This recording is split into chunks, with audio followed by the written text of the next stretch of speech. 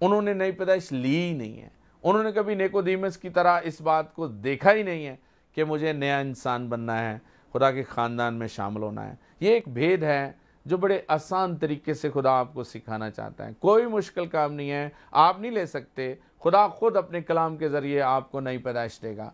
सो Bible मुक़द्दस में यूहन्ना की अंजील के हवाले से मैं बात कर रहा था। 3 बाब की 7 आयत में यीशु ने कहा, ताज्जुब न कर, तुझे नए सिरे से पैदा होना ज़रूर है। लाखों लोग नई पैदाइश लिए बगैर मर गए और इस दुनिया से चले गए, लेकिन यीशु मसीह ने उसे कहा, ताज्जुब न कर, तुझे नए सिरे से पैदा होना ज़रूर है। बहुत से लोग ज़िंदगी गुजारते हुए मौत में चले गए, लेकिन खुदा आज अपने कलाम के ज़रिए हमें इस बात से सिखाना चाहता है कि हमें खुदा के बेटे बनना है, उसके ख़ानदान में शरीक होना है, और खुदा हमें मौत से निकालकर ज़िंदगी में शामिल करने का बंदोबस्त कर चुका है। उसने इस काम के लिए बेटे को हमारे लिए भेजा और वो चाहता है कि हम मौत से निकलकर ज़िंदगी में दाखिल हों। बाइबल मुक़द्दस एक भेद है और इसमें 2 अल्फाज बड़े सीखने वाले और समझने वाले हैं। एक तो ज़िंदगी और दूसरा मौत है। ज़िंदगी और मौत, ये 2 अल्फाज गौर तलब हैं, और इसके बारे में सीखने के लिए मैं पहले मौत के बारे में बताना चाहता हूँ।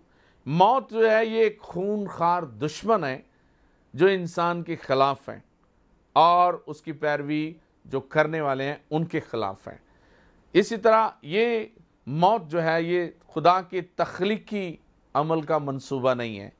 खुदा के तख्लीक के अमल में मौत शामिल नहीं है। खुदा तो किसी की हलाकत नहीं चाहता। खुदा शुरू से मेहरबान है।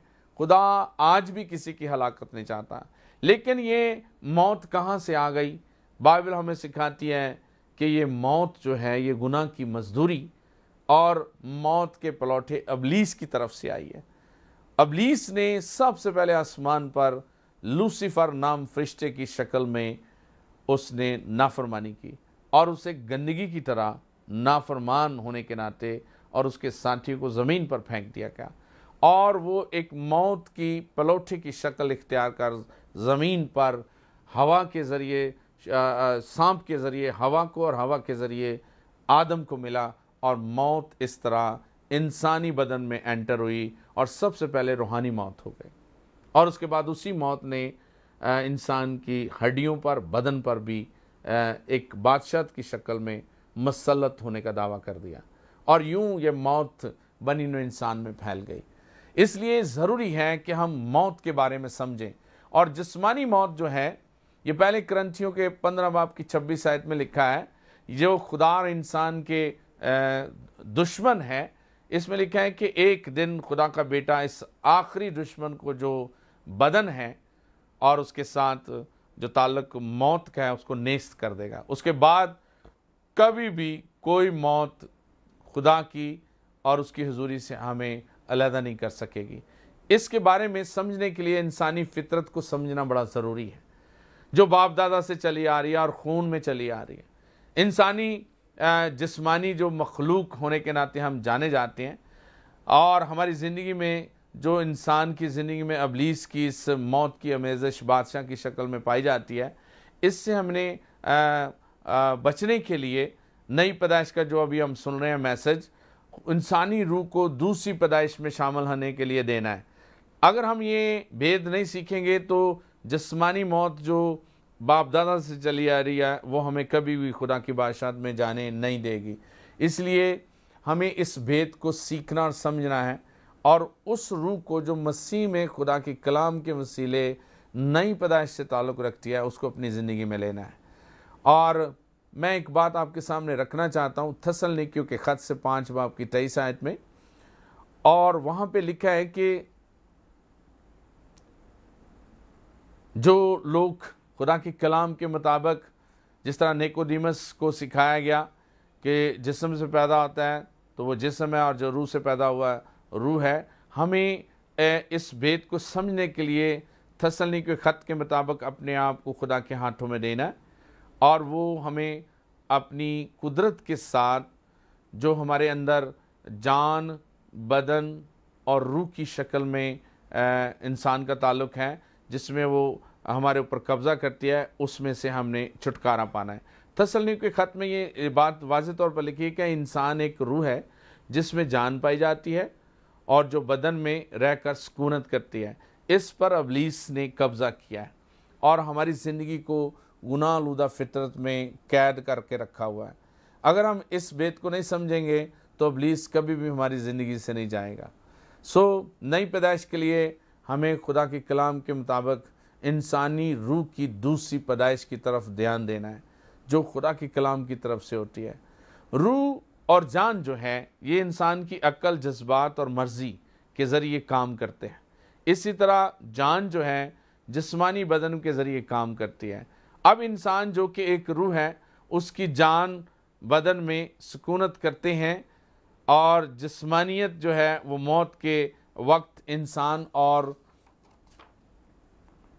उसको जान और बदन को छोड़कर अपने अब्दी मकान में मौक़ते वक्त जो है वो सुकूनत कर लेती है, इख्तियार कर लेती है और इंसान इसी तरह इस मौत के वसीले गुनाह में, मौत में चला जाता है।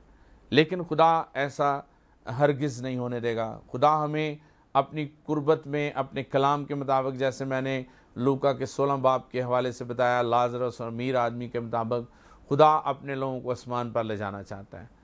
3 तरह का बाइबल में अमवात का, मौतों का जिक्र नज़र आता है। पहली मौत जो आदम के हवाले से हम देखते हैं कि वो रूहानियत से जुदा हो गया, रूहानियत की ज़िंदगी की उसकी मौत आ गई।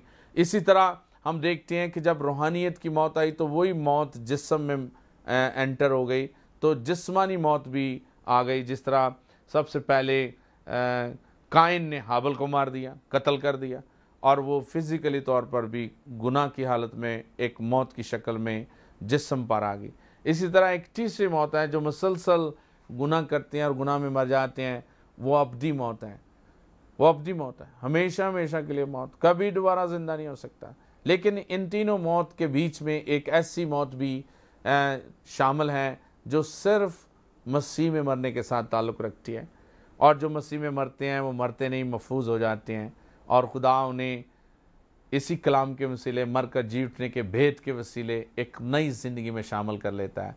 जब खुदा का बंदा उसका बेटा यीशु मसीह आएगा तो यही जो मसीह में मरे हुए लोग हैं वो ज़िंदा हो जाएंगे, उसके बेटे की आवाज़ को सुनेंगे और ज़िंदा हो जाएंगे और एक अब्दी आराम की तरफ बढ़ेंगे जो हमेशा हमेशा के लिए है। हमारी ज़िंदगी एक बड़े भेद के साथ ताल्लुक़ रखती है। आम लोग ना इसे पेश करते हैं, ना इसे सीखने की कोशिश करते हैं। मेरी बातों को गौर से देखें। अगर आप किसी की बात को नहीं समझते तो दोबारा इस मैसेज को आप कहकर टीवी पर लगा सकते हैं ताकि आप इन बातों को सीख सकें। फ़ोन पर भी रब्ता कर सकते हैं। ज़मीन पर सबसे जो पहले मौत आई वो रूहानी मौत आई थी, और इस मौत ने, हम देखते हैं कि बदन की शक्ल में इंसान पर कब्ज़ा कर लिया और उसकी ज़िंदगी गुनाह में मार दी।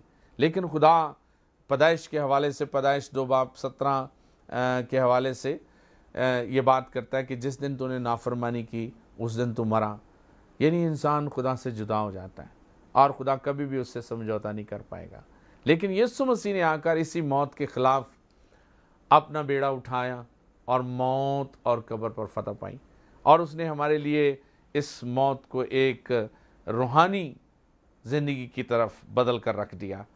और इब्लीस जो कि मौत का पलौठा है और उसकी हुकूमत जो कि मौत की बादशाहत है, उसके डंग, उसकी सारी अथॉरिटी को सलीब पर ख़त्म किया। हमारे लिए कितना प्यारा मंसूबा खुदा ने बनाया, और इब्लीस की फितरत को जो मौत की शक्ल में हमारे अंदर वो आदम के ख़ानदान और आदम के खून के नस्ल के ज़रिए काम कर रहा था, उसके गुनाह के ज़ोर को, उसकी फितरत को हमारी ज़िंदगी से ख़त्म किया।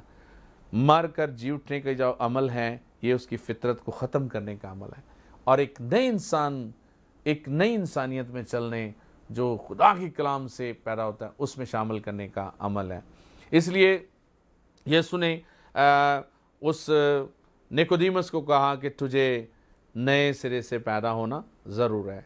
और जो लोग इस बात को नहीं समझते, जिस तरह फरीसी भी उस वक़्त जो मजहबी लोग थे वो इस बात को नहीं समझते, तो बड़े अजीब अजीब सवाल करते थे यीशु से। तो यीशु ने यूहन्ना 8 बाब की 44 आयत में उनसे कहा कि तुम अपने बाप इब्लीस से हो, इसलिए कि तुम मुझे मारने की सोचते हो, मुझे कत्ल करने की सोचते हो और अपने बाप के मंसूबे को, उसकी ख्वाहिश को पूरा करना चाहते हैं।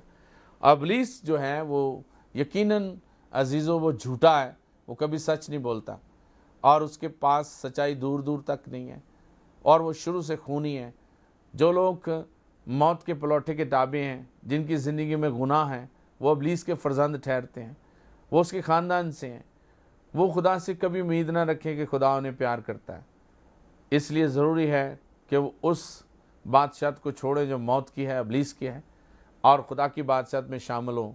इसलिए उन्हें नए सिरे से पैदा होना ज़रूर है। सो हमारी ज़िंदगी कितनी खूबसूरत एक ऐसी राह की तरफ खुदा का कलाम ले जाना चाहता है जहाँ पे मौत नहीं है, हमेशा की ज़िंदगी है।